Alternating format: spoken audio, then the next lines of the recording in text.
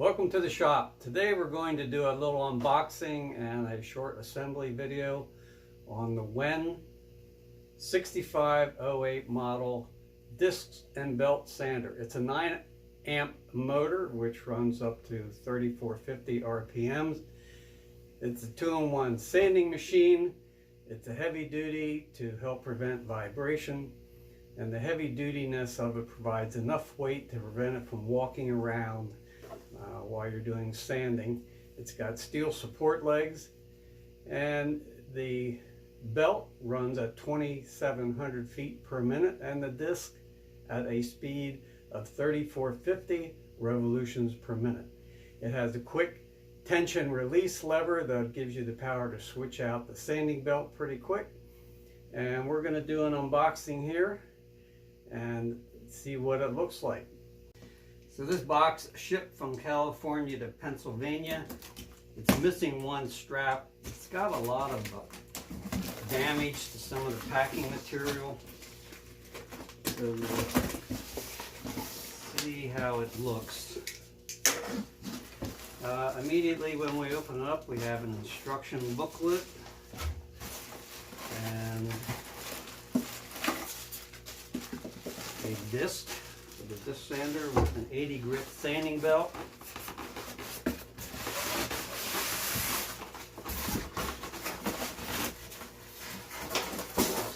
Busted styrofoam, and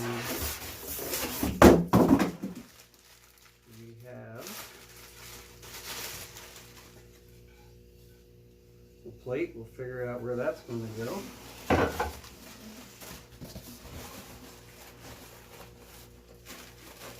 And reaching down the box, what's in the box also weighs about 80 to 85 pounds.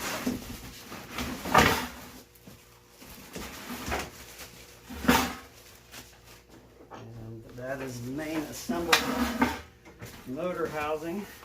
And lastly,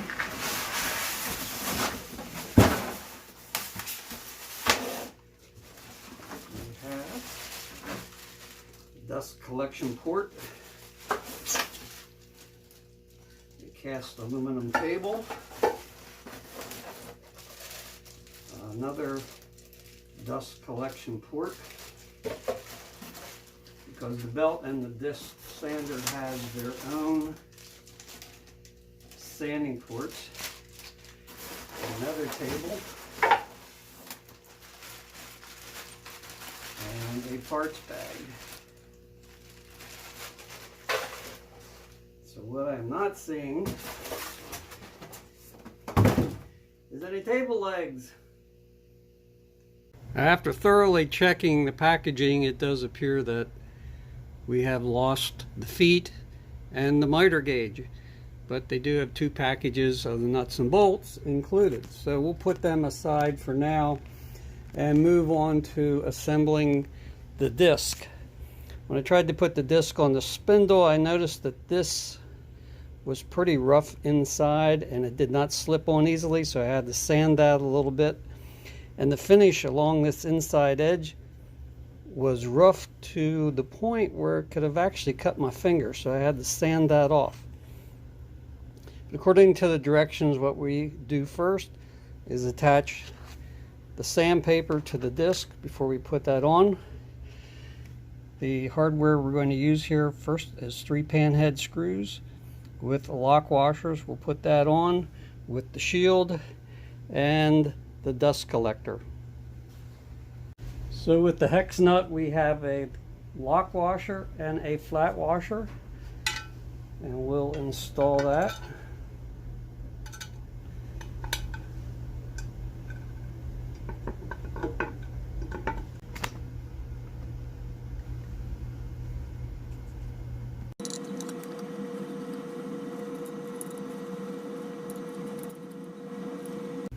Next thing we do is put the key in an upright position and align that with the key on the disc.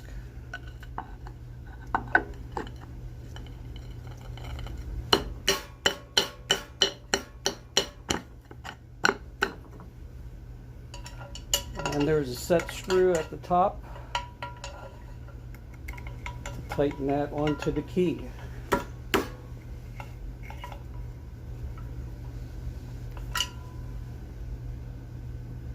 Next, we install the dust chute with a Phillips head screw and a flat washer.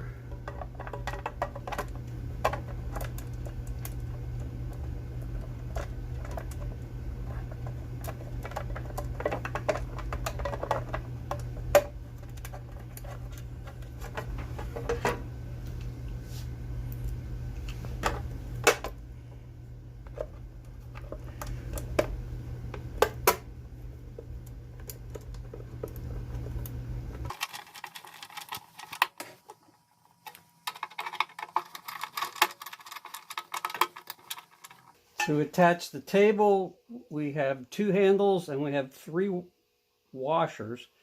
Pick 2 washers that are the thickest. The thinner washer we will use later. We will slide this into this groove, which corresponds with the side.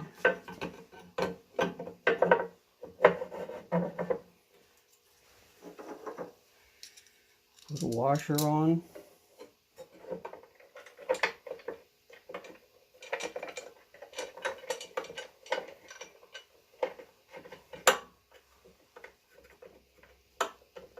Well, that's interesting. It's hitting that.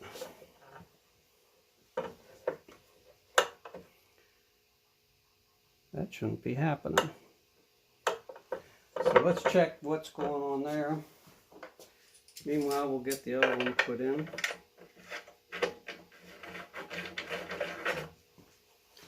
Probably have to disassemble that from the bolt and install it.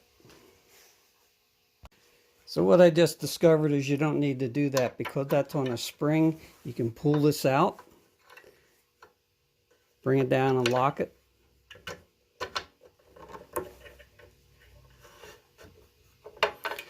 So really that's the idea. Just pull out and that'll spin free. So I learned something.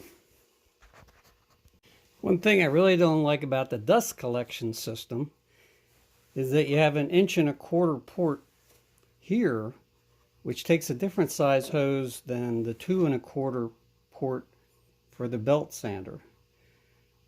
Yeah, I don't know why they just didn't design that for a compatible size, but you'll have to deal with that issue. It is nice though that both have dust collection because some combination disc belt sanders don't have as good of a dust collections. So next thing we need to do is unlock or loosen the bolt that controls your angle and lift this up. What I found out when I first tried to do this, this was extremely tight and I had to lubricate that bearing to make it slide easier. So here we have a groove that's cut that will accept this. Let's get that in there, and with our last connector,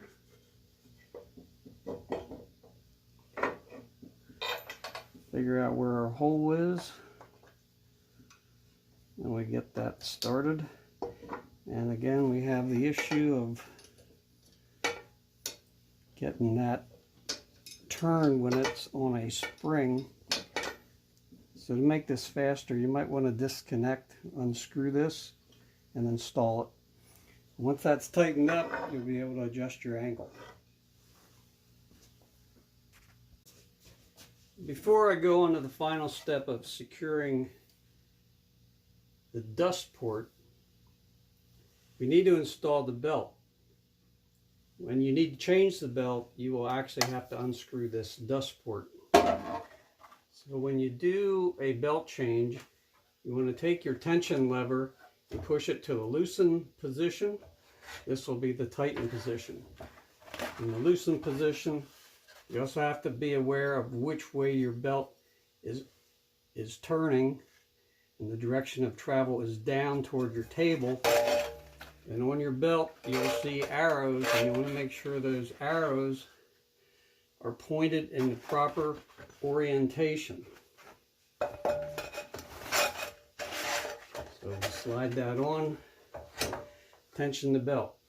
Now we can install the dust shield. At this point you should have 2 Phillips head screws and 2 flat washers left. There are 2 holes here for mounting the dust port.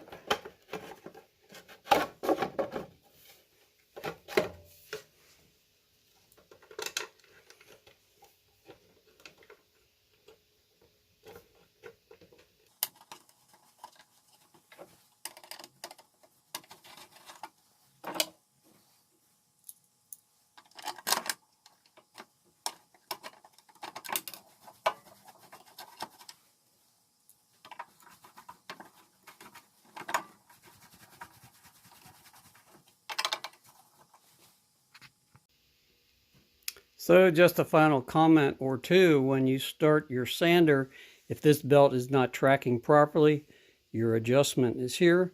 That will change the angle of this outer roller to bring the belt in or move it to the outside.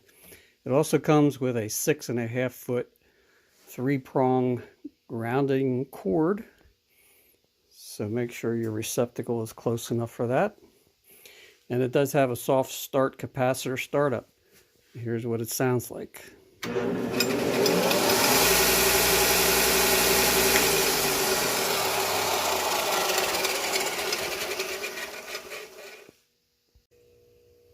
One other thing I wanted to mention is that the sanding surface is a steel plate, and that can generate a lot of heat, and that can shorten the life of a sanding belt.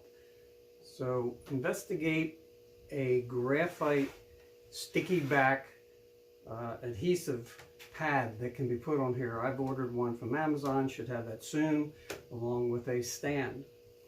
So overall, I think it's a good machine for the price point. I hope you've enjoyed this video. Thanks for joining me in the shop today. Hope to see you soon, and I appreciate it if you click the like button. See you later.